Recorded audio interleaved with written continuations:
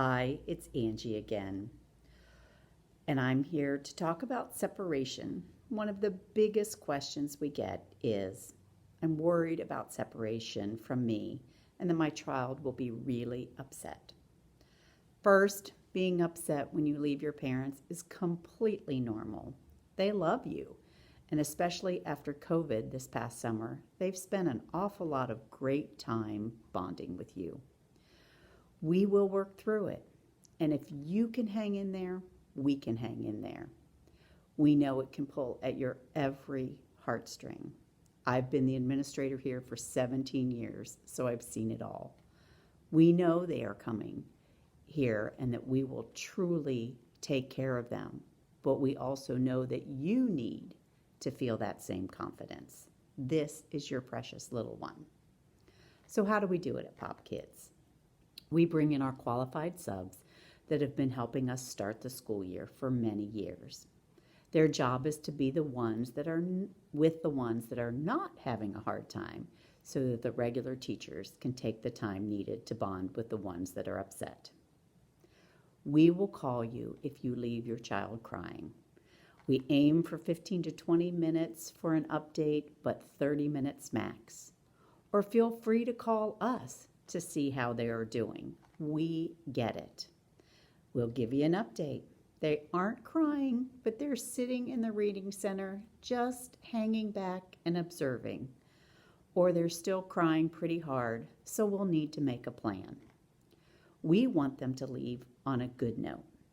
So maybe we see that they're doing okay until mid-morning and they continually start asking for you and getting teary-eyed. We don't want them to be exhausted and crying by the end of the day. So maybe we'll have you pick up a little earlier when they're doing okay. We will keep stretching the day until they make it through the whole time.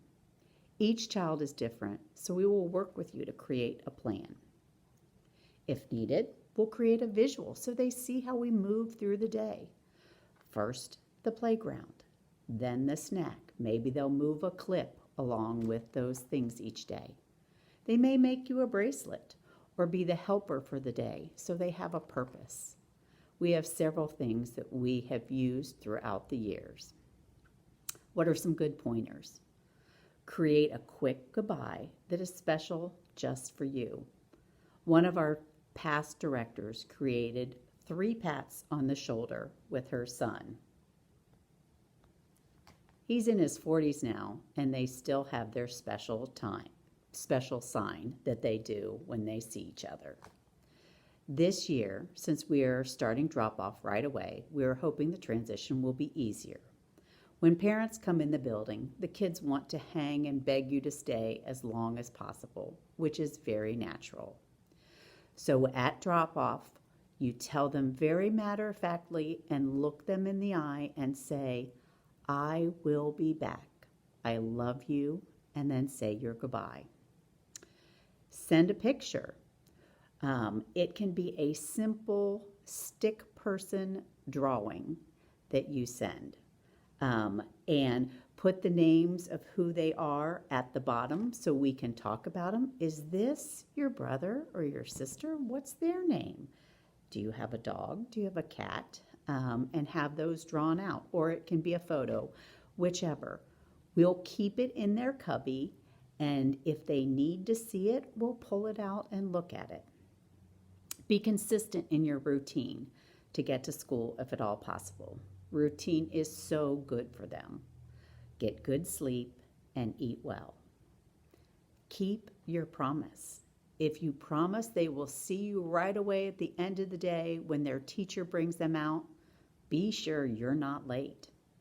If you say you're going to the park together after school, be sure you go. Do not make it a be good and don't cry thing. They can't help it. Just let them know you love them and you'll be back. And lastly, practice being apart if you can. Can your spouse or your neighbor watch them for 20 to 30 minutes so they learn you will be back? They need to feel that security of knowing you will. We are in this together. Please do not hesitate to contact me with any questions. and we'll see you next week. Thanks.